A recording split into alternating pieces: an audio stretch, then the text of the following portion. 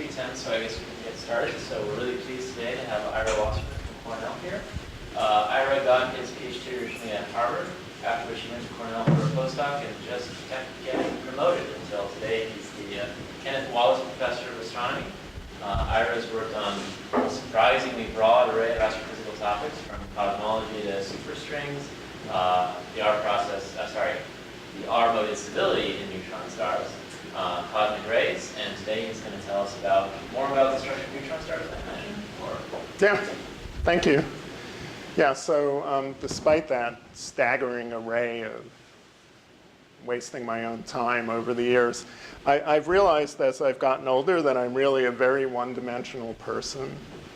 And actually, almost everything I've worked on could be unrolled into a planar sheet, and because I always work on cylinders. So I also realized that I sort of still work on 20th century physics, so I do apologize to all of you young, smart postdocs for that. So I'm going to talk to you about today is one type of cylindrical obsession I have, which is the structure of magnetic fields in superconducting neutron stars.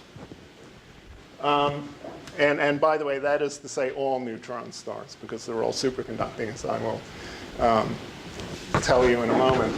So what I'm going to do first is, I'm not assuming most of you are terribly familiar with either superconductivity or superconductivity of nuclear matter. So I'm going to give you a little bit of a review.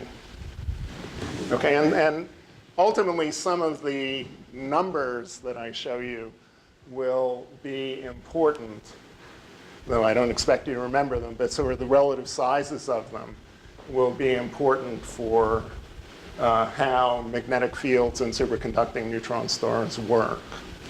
Okay? So this is actually sort of an old story. The earliest reference I could find to something which we would now say indicates something about superconductivity of nuclear matter is a paper by Werner Heisenberg in 1932. And what was noticed then is, and probably all of you who've done anything in astrophysics know this, that there's a semi-empirical mass formula for the masses of atomic nuclei with a given number of neutrons and a given number of protons. And there's a term that's often added in called, I think it's the mass excess. And what you end up finding is when you go, see, I can draw this easily and you can all see it. When you go from even to odd, you sort of get stuff that looks like that. You get jumps by about an MeV. So there's a staggering of nuclear masses when you go from even number of protons to odd numbers, or even number of neutrons to odd number. In the mid-1950s, Bardeen, Cooper, and Schrieffer explained superconductivity in terms of what are called Cooper pairs of electrons in ordinary materials. And soon afterwards, Migdal realized that perhaps this jumpy behavior could be understood as a gap in a BCS superconductor or superfluid. Once radio pulsars were associated with rotating neutron stars, Bain, Pethick, and Pines pretty much immediately suggested that the cores of neutron stars would contain proton superconductors. Lots of subsequent work has gone into this. Generally speaking, the gaps, the superconducting gaps, which define the energy difference between the paired condensate and the excitations above the condensate, are of order MeV. And that's variable with density. For the first half of the talk, I won't worry about this so much, but in the second half, I will. Now, you're probably all saying, oh, I know what a superconductor is. It excludes magnetic flux. Okay? And that's true for the first superconductors that were found, the so-called type 1. This is called the Meissner effect. But there's another type called type 2, which was discovered somewhat later. I associated with Abrikosov, who won the Nobel Prize for this. And I will get to that momentarily. But in those, what happens is magnetic flux ends up being concentrated in flux tubes. Okay? So this is meant to illustrate it, and I will apologize. This is my only real attempt at drawing in this talk. So what happens in a type 2 superconductor is that you get a flux tube array. The magnetic flux is confined to these tubes. I did my best to make them a triangular array. It turns out that minimizes the energy. And associated with each flux tube, there's a quantum of flux, which is hc over 2e. Okay? There are 3 length scales that will be important. And I'm going to evaluate these for neutron stars. One of them is basically the radius of one of these little flux tubes, or the core radius of the flux tube. A typical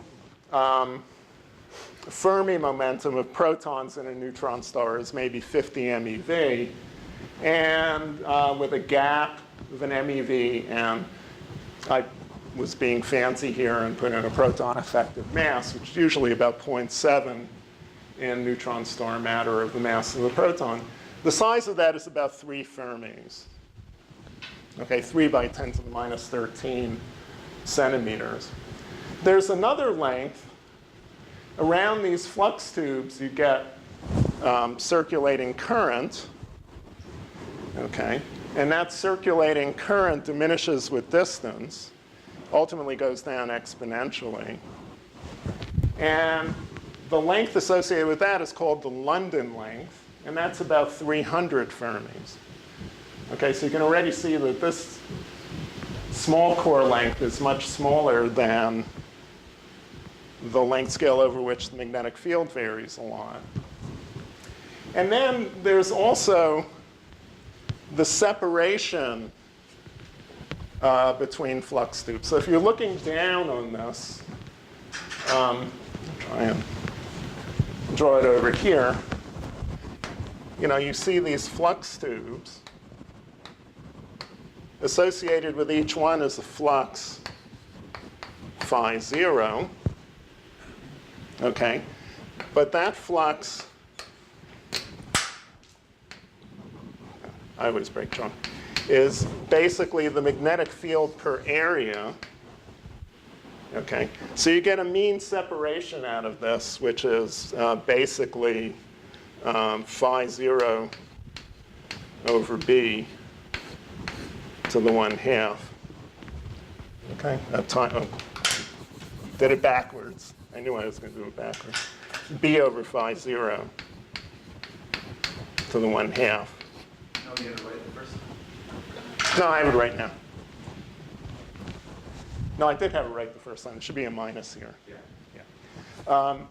So you can see for typical neutron star magnetic fields, in fact, I think I found this typo long ago and never fixed it. It's about 5,000 Fermis. So you can see that the separation of the flux tubes is typically large compared to the exponential scale length associated with the magnetic field of each flux tube. And that, in turn, is large compared to the radius, the core radius of the flux tube. Okay? To bring that home just a little more, there's an important dimensionless ratio, which is actually what Abrikosov realized, which is that core radius divided by the London length times the square root of 2. And that's small inside a neutron star. So they're small compared to the London length. And what Abrikosov showed was that when this number is less than 1, you get a type 2 superconductor. You get these flux tubes as opposed to the Meissner effect. It's energetically favorable to concentrate flux in these tubes. Now, I want to point out a couple of things, though. This ratio is density dependent. So the Fermi momentum of protons varies with density in a neutron star. And the gap, I said for most of the first half of the talk, I won't worry about this. But the gap also varies with density inside a neutron star. And so that will actually play a role in the second half of the talk. The effective mass varies as well, but not as much. Okay, it might go from 0.7 to 0.8 times the mass of the proton. There are three interesting magnetic fields that you get. One of them is called the critical field, and I'll show you what the interpretation of that is. You can see generically, you get like 10 to the 15 Gauss, very strong for MeV gaps, and so on. There's something called the first critical field, which is basically this dimensionless ratio times this guy. Okay? So if this is small, this is smaller than that guy. And I'll explain to you what the first critical field is in a moment. And then there's the second critical field, which is basically the critical field divided by this quantity. Okay? So the hierarchy you have is HC1 is less than HC is less than HC2 in a type 2 superconductor. HC1 is basically the value of the magnetic field where flux can first penetrate into the superconductor. HC2 is the value of magnetic field above which you basically have normal conductor. The field is just so strong that you destroy the superconductivity. It's normal cores that are merging together at that. Yeah, that's right. Yeah. Yep. Okay. So these are basically magnetization curves that illustrate this. So B is 0. So these are various values of this parameter. This is as close to the square root of 2 as I could compute. I should mention, yeah, well, I should, but I won't mention that how I computed these. They look just like what you see in textbooks. So I'll come back to that in a little bit. So you can see that when you get to the square root of 2, this is a plot of B versus H. So B is the magnetic flux, basically, or magnetic flux per unit area. And H is the magnetic field. Sometimes people call this the induction. Okay? So I know, look, I'm just like you. I never wanted to have to distinguish between H and B. Too bad for all of us. Okay. So B actually measures how much magnetic flux can penetrate in. H is the magnetic field, in the sense that curl of H is 4 pi j over C. Okay? So what you get are curves of B versus H. And you can see if this parameter, which governs whether you're type 1 or type 2, is small, so you're strongly type 2. This is where the magnetic field appears, HC1. You get this variation, and then you go onto the normal branch. As you increase this ratio toward the critical value, the curves, this sort of range gets smaller and smaller and smaller. Then finally, at the square root of 2, you just get something that looks like this. And that's what you get above square root of 2. And what that means is that you have the Meissner effect here. You have normal field here. But it'll become interesting later. You can have any value of B along here. You're just going to be stuck at this value of H. Okay? All right. Now, people always ask me this, so I'm just going to say it once. So the first thing is, since I know a lot of you do cosmology, HC squared over 8 pi is the cosmological constant in this problem. Okay, you all got that. it's basically the energy gain, the free energy density that you gain by going into the condensed state relative to the normal state. Okay, so if I drew an effective potential, it would look like this. And you'd be normal here and superconducting here. And this is hc squared over 8 pi. So it really is like the cosmological constant. Okay? So you can do an inflation model with that. I mean, all of this actually maps one-to-one onto, you know, Higgs field dynamics or something. The other thing is that if you ask how much energy there is, hc squared over 8 pi in this cosmological constant, if you like, per proton, it's very small. So even though the gap is an MeV, sort of the energy per particle is much smaller than an MeV because the gaps are exponentially smaller than the Fermi energy. Okay? So nobody asked me, but I answered it anyway. All right, so the first thing I'm going to do is I'm going to talk about, so it's also an old paper. I was young when this came out. I didn't know it came out. I didn't notice it until I was older. It's the free energy density. So the zeroth order way to do this is imagine that all of those flux tubes are independent of one another. Okay? You work out the energy per length of a flux tube, and then you multiply by the number to get the total energy per length. You divide by the area to get the number density, to get the energy density. Okay? The number of flux tubes times the flux quantum per area is B. So another way, again, of thinking of B is flux per unit area. The London equation basically tells you the condition that's imposed by the fact that a superconductor is a macroscopic quantum state. Okay? So there's a momentum associated with the superconducting state, which is basically if the wave function goes like e to the I times a phase, momentum is the gradient of the phase. Okay? It's a superconductor, so gradients have to be modified. You have to add in basically the minimal coupling to E and M fields. You change the derivatives into the gauge invariant derivative by adding a charge times A over C. Okay? So that in cylindrical symmetry, you get a current. I said there was a circulating current. That's what it looks like. Here R is cylindrical radius. When I wrote this up, I didn't know how to do that. Now I do. And you can solve for the B field. It's basically the flux divided by the London length squared. Okay, so you can think of each of these has a little circle around it equal to the London length, divide by that area. This is a Bessel function. It goes down exponentially at large R.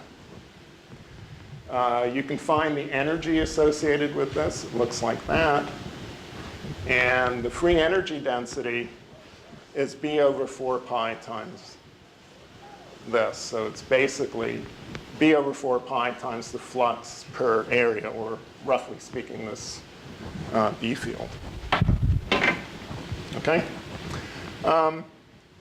So the first critical field, it comes about in this non-interacting limit. It's the change in energy when you add a flux tube. Sometimes thermodynamics is easy. Okay? In the non-interacting case, it's this. So roughly speaking, it's the quantum of flux over the London length squared times this Bessel function. That's basically a logarithm. And so you see that you get something like a few by 10 to the 13 Gauss at a Fermi momentum of 50 MeV. Okay? And I see there's also a typo here. It actually goes like the cube. Okay. The key point of this, though, is that the first critical field is just a function of density. Okay? It only depends weakly on the flux tube core radius. So that means it only depends weakly on the gap in the superconductor. But no matter what, if you give me a full theory of strong interactions and you can compute the gaps as a function of density, then all you need to know is that and work out, the structure of a neutron star with the corresponding equation of state. And you know how this varies inside the superconducting core. It's nothing else. Okay, it's a function of density. That's important for everything else I say to you. Okay. Now, there's another piece of this, and that's that the flux tubes interact with one another because each flux tube has a current around it, and it has a field, and that's going to interact with the current and field of any other nearby flux tube. And so there's going to be an interaction energy that you get. So each flux tube can interact with the whole array. Tubes are closer together. They interact more strongly. The tubes are far away. They don't interact very strongly. This is the critical ratio, tube separation from London length. So with these generic numbers, that's 16 or so. And the corrections that you end up getting from interactions go sort of like e to the minus this. So e to the minus 16 is not a very big number. But again, this depends on B. And it also depends on density. So it may be that in some parts of the star, this ratio is big, but in other parts, not so big. Okay? Generically, the free energy density is a function of mass density in B.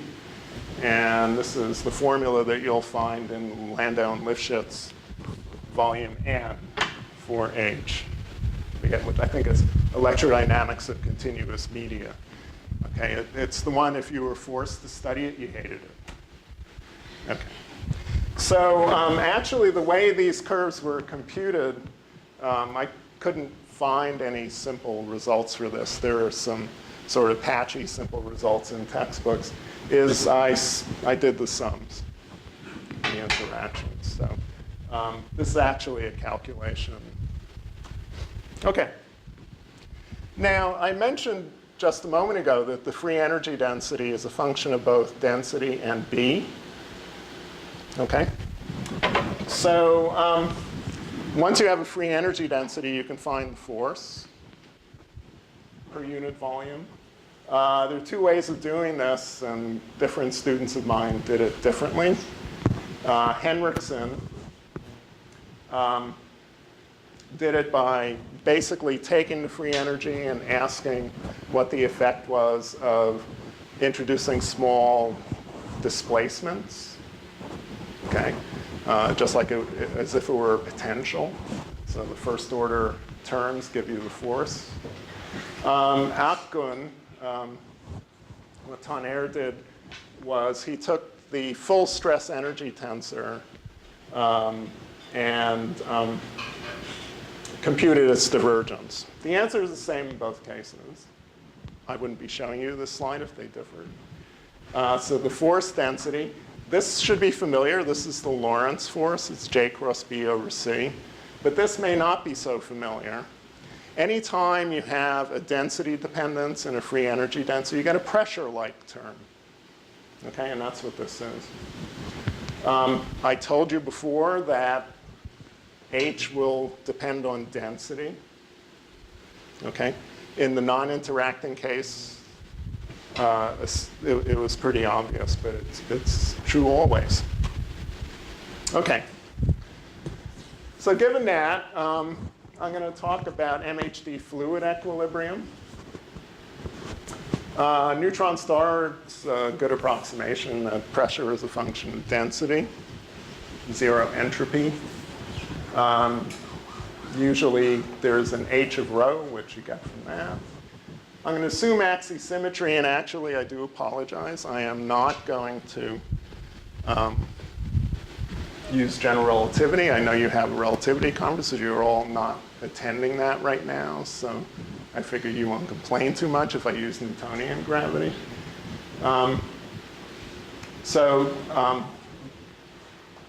Equilibrium would be, if you didn't have magnetic fields, would just be the gradient of h plus psi g is 0.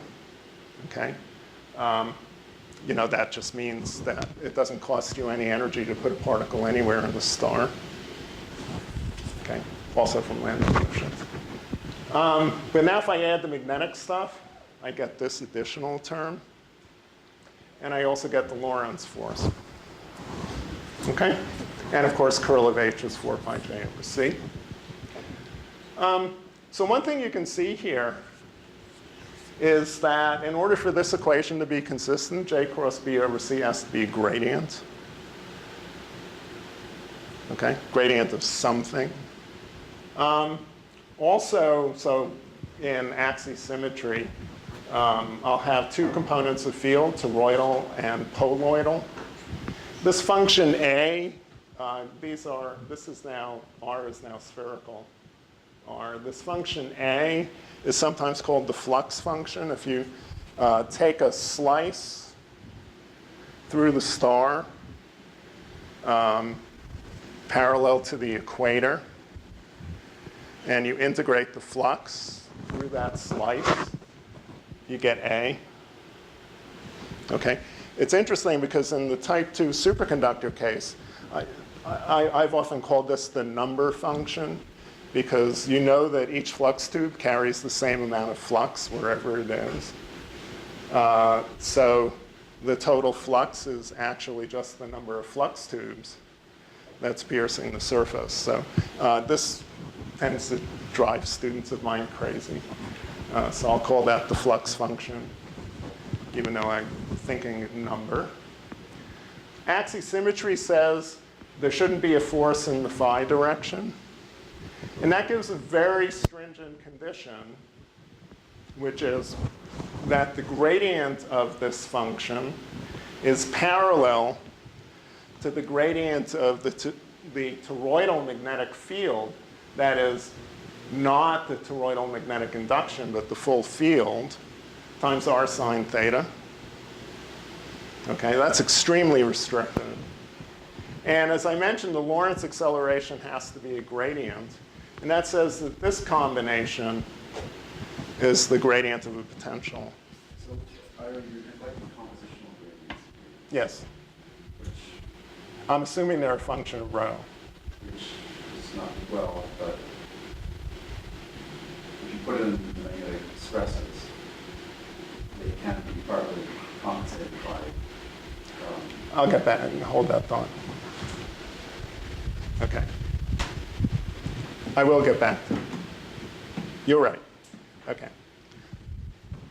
I'm assuming that in the superconducting core, I can get away with everything I'm saying. It's just an NPE gas, basically. But it isn't. There are other things. Yeah. Okay. So I'm going to ask the following question, since I've read all the same textbooks everybody else has read. Suppose I had a purely poloidal field, so I'm going to ignore the toroidal component. The question is, what is the structure of the field that I'll call most dipole-like, or most dipolar, in MHD fluid equilibrium? It's also a rather old problem. It was solved in 1965 by Monaghan. Some of you may know him for other things, like smooth particle hydrodynamics. He's the same guy. In a uniform density superconductor, this was solved by P.H. Roberts, famous MHD guy, around 1980. And for a non-uniform superconductor, it was done by my student Henriksen. Okay, so just to remind you, things are a little bit simpler in this case. You no longer have any forces due to toroidal components.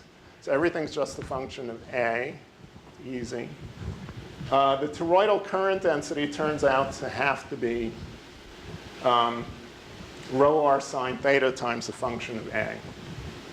And we also assumed that B is small compared to H. So that means the field strength is HC1 everywhere in the core. Okay? So what we basically did is we found the shape of the field.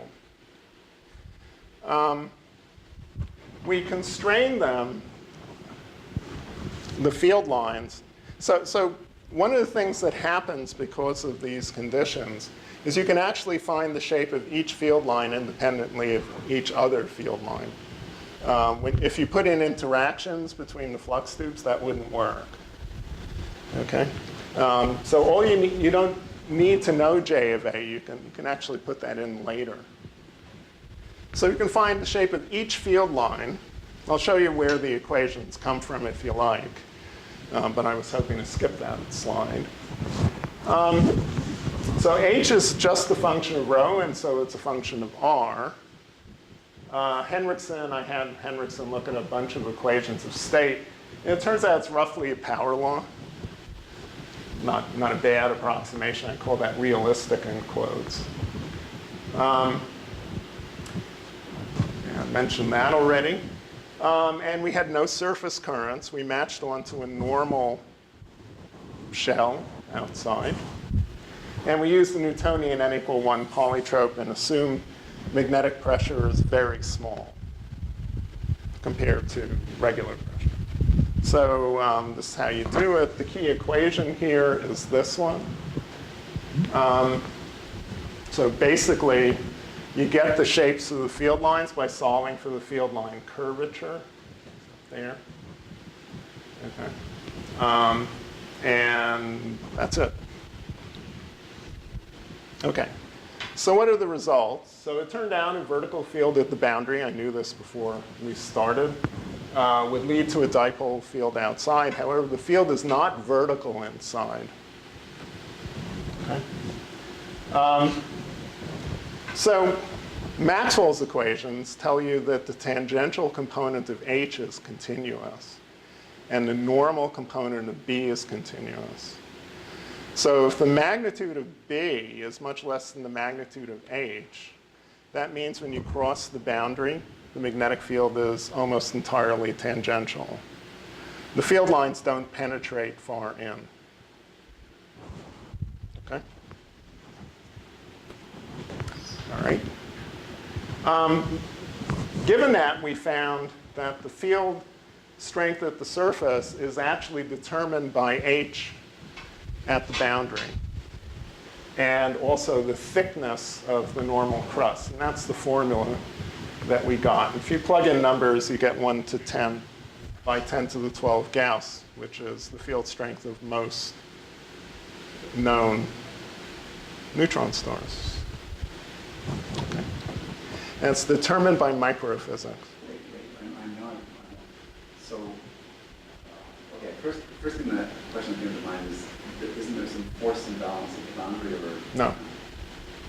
Because this one. No, we actually required everything. There's no force imbalance. But Tangentially, Yeah. Yeah. would it help? Do you have some pictures? Yes. The ones you're doing? Yeah, here they are. Okay. That's the inside, and that's the outside. And I'm going to talk about the outside a little bit momentarily.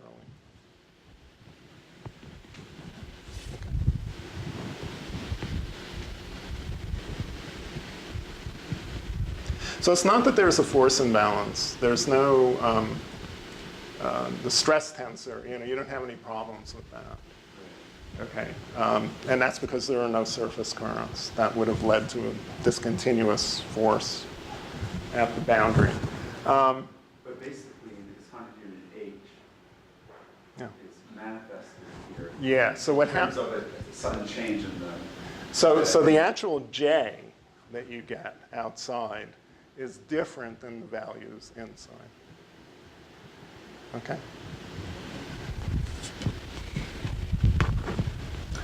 But the field inside doesn't have to be straight line. Yes, it is. So we required that it be vertical at the equator. Symmetry and with respect to the equatorial plane. And to get the most dipolar field, so this is where I will agree with you. We imposed that it hit this boundary vertically in order to get a dipole outside. It doesn't have to. Well, experience with ordinary hydroelectric fluid tells us that stable and static equilibrium in the interior, of course, have a generated Toroidal component. Right, which I'll get to. It's most definitely not straight. Yeah, I'll get to that. So- But these lines actually are not straight. It's hard for you to see that they're not straight because coincidentally, so I'll tell you another problem that I did, is I sort of turned it around because I was stunned that they were this straight. Okay. And so what I expected them to be wiggling all over the place. So what I did was I asked, suppose I made them straight. How would H have to vary with density for them to be straight? Okay, and so I could find a function, it's some horrible looking function. But if you graphed it up, it looked like density to the 1.7. Okay, so it's kind of a coincidence. Now the other thing though, which actually I think is more important than that coincidence, is there's an infinite number of configurations that you can have. Okay, where the field lines are not vertical at the boundary. Okay, but the only ones where H and B are small, and all of those will penetrate in. The only ones where H and B are comparable at the foot of the, where the tangential and radial components of H are comparable at the base of the normal shell are the ones where they come in almost radially. Okay, which will also. Let me just follow up on that. Is there any reason to expect this to be a stable configuration? I'm about to get to that. So I'm going to tell you about a stability condition you know, because you can look at this and you see this. Okay, and then I'm also going to tell you about a stability condition you don't know, or maybe you know. Here it is. Oh, that's the quadrupole distortion. Let me get through that, and then I'll talk about stability. All right. So the quadrupole distortion is small, 10 to the minus 9. So this is not good news for gravitational radiation. However, it is interesting for something else. So this is also rather old. So Spitzer, 60, before he was a satellite, 60 years ago, maybe. Spitzer, before he was a satellite, when he was a human being, had a short paper, I think it was like a raconteur talk at an IAU, where he said, it's obvious to everybody that if you have magnetic fields and if their symmetry axis is different than the symmetry axis of rotation of the fluid has to precess. Okay, and it precesses actually around the magnetic axis. And this is the period. It's about 10 to the 9 spin periods for this value, which would be, 30 years. So this kind of distortion is small. It might be interesting for long-term timing variations of neutron stars. Another interest of mine. There are two places where you don't get this. One is where the axes are parallel, but a little less obvious is where the axes are perpendicular. Now, later on, Mestel and others did this in much more detail, and you get some really interesting sort of small-scale fluid motions. In a neutron star, there's a whole other issue, which is vortex and flux tube pinning, which actually changes the spin dynamics dramatically. Actually, I'm just working on that now. Instability. So anytime you have an O point like this, you get sausage in normal MHD. You get sausage and kink instabilities. Okay. So this was first work. The early work I know about is, well, the method is from Bernstein and all for tokamaks, and then Taylor, Wright, others. So if you look at a torus, it's like a cylinder, right? Torus. And you look at a mode that goes like e to the im phi, you find the condition for stability near the O-type neutral point. So an O-type neutral point means something where, if you look at the field, it's 0 inside an O. Okay, very descriptive. Is this, where d log b, d log r is near the center. Okay. So generically, usually this is positive.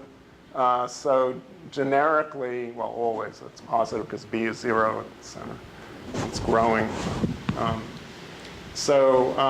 Generically, you end up getting m equals 0 and 1 is unstable. The rest of them are stable.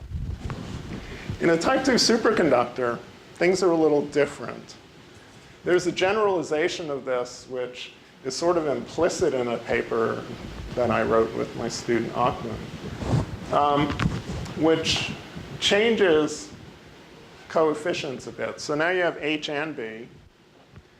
So you get this combination times m squared minus, instead of just d log b, d log r, you have d log h, d log r. And then you get this as well. And the key point is that even though the magnetic pressure is small compared to the fluid pressure, if H is independent of B, this is 0. If you're in a normal case, this term is gone, d log H, d log B is 1. So you actually get back this guy. And so even though this guy is small, the sign is flipped. Okay? And as a result of flipping the sign, basically every value, every e to the im phi mode is unstable except m equals 0. Okay. Now, in a neutron star, what this tells you is if you want to stabilize the field in the superconducting field, and in fact, this portion of what I'm saying would hold even in the straight magnetic field region, not just in near an O-type neutral point. Even though this is small, it's not 0. And even though this is small, it's not 0. And this grows as you increase B. The interactions are the only source of d log H, d log B. Okay? So you find that there's a minimum value of B for stability in the core. Okay? And that turns out to be about 10 to the 13 Gauss when you work it out. Okay? So the answer is yes. You have a number of possible instabilities, both in the normal shell and inside. The inside one is a different kind of instability. Okay. So now in the remaining, I guess I have 10 minutes or so, I'm going to talk about toroidal fields. And the natural question is, why do this? Isn't it too easy? Yes, we did. And so have others. Okay. However, there are some things that that I wanted to look at. Again, I'm not just OCD, which I think I am, but there are some interesting questions. One is the previous study with the colloidal fields ignored flux tube interactions. I'm interested in doing the opposite case where they're important. So that's one thing. A second thing is I'm interested in following the dependence of the gap on density and position. The gap actually never really entered in a strong way in the previous study. It only entered in a logarithm. So I'd like to look at that. And that turns out to be important because of whether the ratio of the flux tube radius to the London length can go through the square root of 2, and whether you can become type 1. Okay, the answer to that will be yes.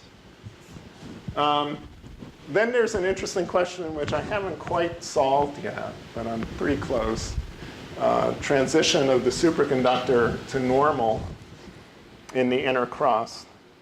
And then finally, we know that a toroidal field with a weak colloidal field can be made to be stable, whereas separately they might be unstable. Okay, so you need something like 30% of the field strength to be in colloidal, so I'm going to add that in perturbatively. Much less than that. Much less, all right, fine. But anyway, a little bit helps, right? So I can do this perturbatively, so I will. All right, so let me bring that home. So I didn't talk about the dependence of the gap on density. So what I'm plotting here is this sort of a cartoon, assuming a peak of an MEV. And reasonable calculations always look like this. So at low proton Fermi momentum, it always goes like P Fermi squared. And then there's a 0 at some point at higher density. They always look like that. Okay. So that means I can plot this key dimensionless ratio that needs to be less than 1 for type 2. I can plot it as a function of density. You can see that somewhere it goes above 1. So you're going to go from type 2 to type 1. Okay, and you can also plot what HC1 looks like, roughly in units of 10 to the 16 Gauss. That's what it looks like. Okay. So toroidal field, I made some bad choices. Not the first time in my life I've made bad choices. Hydrostatic balance requires that B toroidal is rho times cylindrical radius times some function of H toroidal times cylindrical radius. The reason I made this choice was basically it's not as bad as it looks. And even though there's something wrong at the symmetry axis, it turns out that distortions of the star are all finite. You only get sort of L equals 0 gets a logarithmic divergence, which I can always cure. But the good thing is I can actually study the radial dependence of the field rather trivially. So I wanted to do that. I wanted to study what happens as the gap varies and you go from type 2 to type 1. I can add in a weak colloidal field that way. This actually has to break down somewhere that the colloidal field is weak. Because if I have a toroidal field that goes to 0 somewhere, and I define A to be 0 there, at the very least it's going to be a constant, then I don't get any radial field outside, so the colloidal field never gets out. Okay? So something has to happen, but it's actually in this kind of model, what would happen is eventually H toroidal will go to 0, and so you'll actually turn into a colloidal field. All right, so to specify the background star, you can't just, you specify the equation of state, but also the proton density as a function of density, and the gap. Now, I wrote it here as a function of proton density only, which is what the results I'll show you are for. But actually, the gap depends on both the proton density and the neutron density, so it's even more complicated. Well, the pressure does as well. Yeah, this is total mass density. And I'm assuming that there's equilibrium determining the proton fraction. Yeah, but you write cubic rho, that sort of implicitly assumes convective, marginal convective stability, right? Sure, the zero entropy. Whereas So that's not the case. Because the compositional gradient, the lighting fraction, is okay. well, but as regards to the magnetostatic balance, that means you start with some part, right? And this pressure gradient force, I don't think this is really understood in the superconducting case, but my qualitative understanding is that the gyrational radius of the electrons in the magnetic field is typically much larger than the separation of the flux tubes. So that if the flux tubes move around, they tend to pull the electrons in their large charging power. That might be right. Yeah, I'd have to think about that. Yeah. Okay. All right. Right. So I need to choose this. Okay. So I'm just going to show you some results here. So what I did here is I specified B over H where the protons disappear. And so this is B, and this is H. And you can see I did 10, a tenth, a hundredth, a thousandth. Okay. But then there's this, what I blew up here, you'll notice they all go together eventually. What I blew up here is the inner region where you're going from type 2 to type 1. What happens there is you get, see, I think I explain it here somewhere. You get something that's called an intermediate mixed state. Okay, that's Landau and Lifshitz, I think, named it. So you get that deep inside where you've gone to type 1, and what's basically going on, I can go back. Oops, that's not what I meant to do. But actually, it's not a bad thing to do.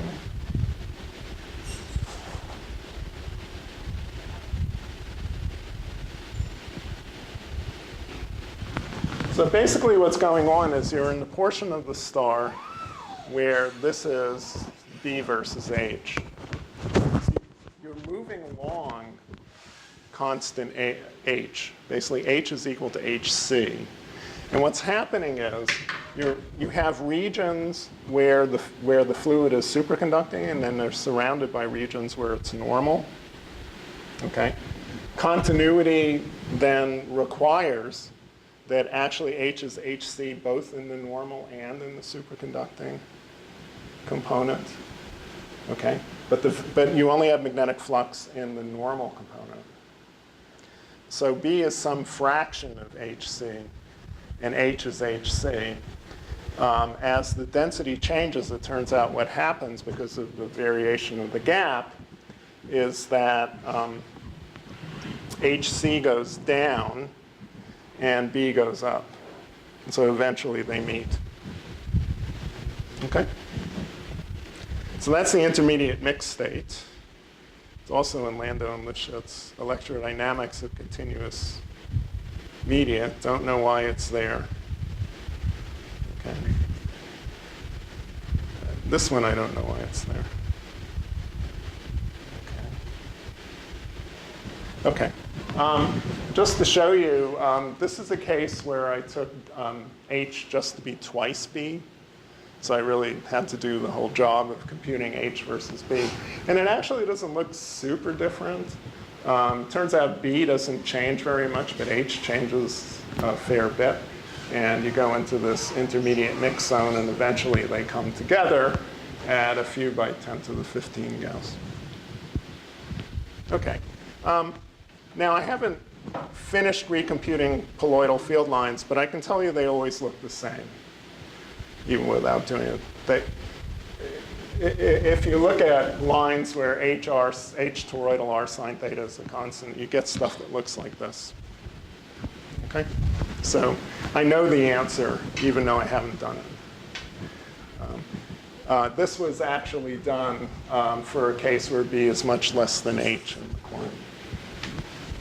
Okay, I mentioned that. Okay, the normal shell, hydrostatic balance is different because you can have shear stresses. So you actually no longer have the same requirements on the currents or on the relationship between colloidal and toroidal fields. There are some complications because H toroidal is continuous. But if you wanted H times B to remain continuous, you can't do that.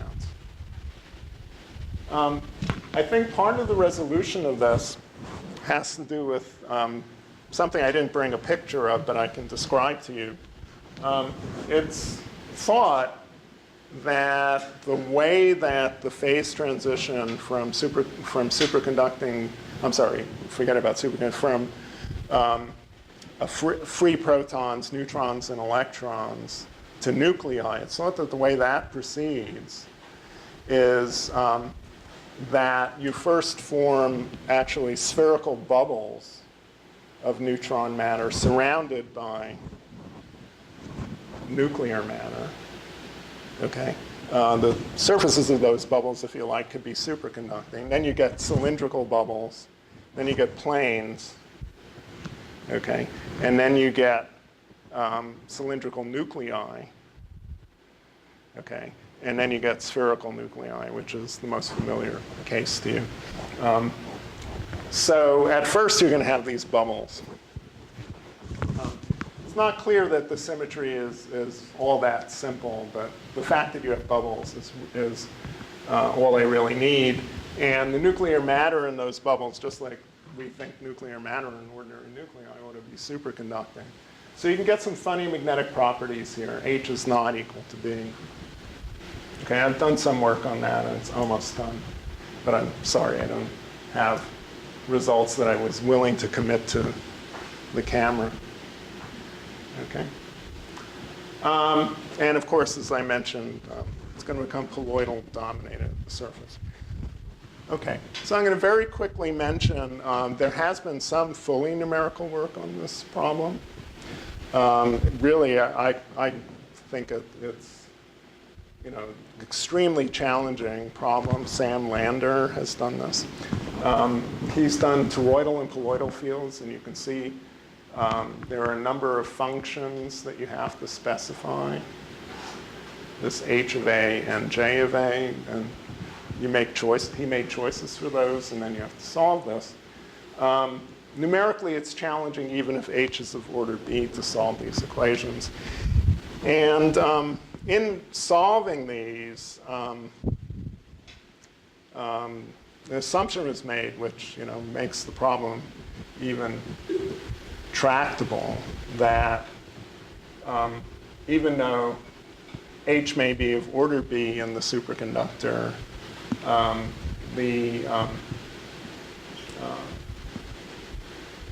the magnetic field strength H is at the first critical field strength as a function of density. Okay? And that allows the problem to be done. Okay, but it's still quite challenging to do it. You basically have a nonlinear equation for the derivative of the flux function that you have to solve, and then you have to solve the equation. I think this was his PhD thesis. I think he did it with Nils Anderson and Glompadakis. So you relativists know those names, if there are any here. Okay, so I'm going to make a couple of remarks. So first, H is large in the superconducting core, but the field may not penetrate through the boundary. If that's the case, So I grew up with the following picture for magnetic field lines.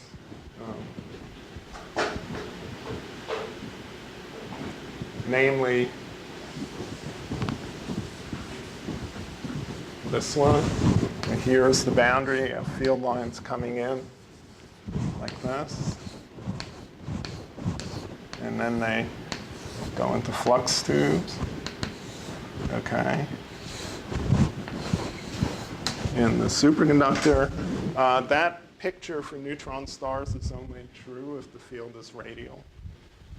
At the boundary, it's not likely to be true. So if they're not radial, the field lines are not fundamentally anchored in the core. So I think my own opinion is that we need to rethink this textbook picture of cross-core coupling. So those of you who know maybe a bit about neutron star spin dynamics, the idea of cross-core coupling that most people have worked on over the years is that you have this picture. The field lines move with the crust, okay? And you get scattering of neutrons off of these via magnetic interaction, entrainment. And that gives you a time scale. But if these field lines are not anchored this way, that process is going on, but it's only directly coupling perhaps to a very thin region, okay, in the cross-core boundary. So I think that has to be rethought. So next time I'm here, I'll talk to you about that, okay, because actually spin dynamics is another of my obsessions, even though it's not all cylinders. Okay, thank you.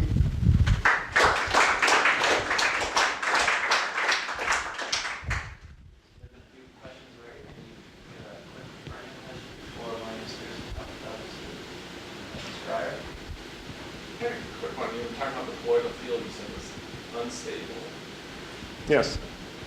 If the magnetic field is less than superconductor. Yes. So what's the interpretation that we have such a field that's lower?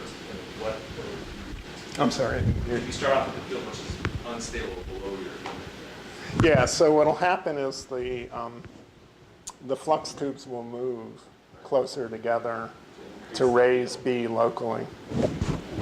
That was actually, so this version is sort of implicit in equations in this paper by me and Otkun. But what I just told you was how Musachar and Pethick, since those of you who know Chris Pethick will probably realize that, well, Musachar is also a condensed matter theorist, that he's very comfortable with moving things around and computing changes in free energy. And that's how they got at it. Okay. Roberts, I don't actually remember how Roberts did this. But I think it was something similar. He may have actually just looked at perturbations of his equations and found the same fact. Well, if there aren't any more questions, we're going to go upstairs for a continued conversation. Okay. Ira is here tomorrow, and Yes, I am. how much of Wednesday? Not much. Not much of Wednesday, so try to find him tomorrow. We're going to take Ira out to lunch tomorrow. I think the best way to do that would be directly after the Blackboard class. So if you want to come, let me know. Don't fill up on pizza too much. And we'll thank Ira again.